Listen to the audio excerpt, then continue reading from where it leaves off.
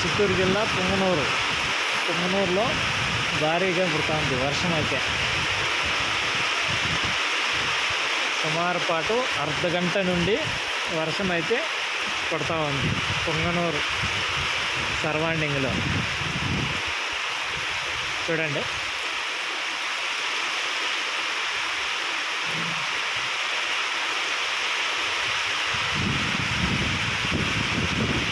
మీ ఏరియాలో ఎక్కడెక్కడ వర్షం పడుతుందో కామెంట్ రూపంలో తెలుపగలరు, రైతులు తెలుసుకుంటారు.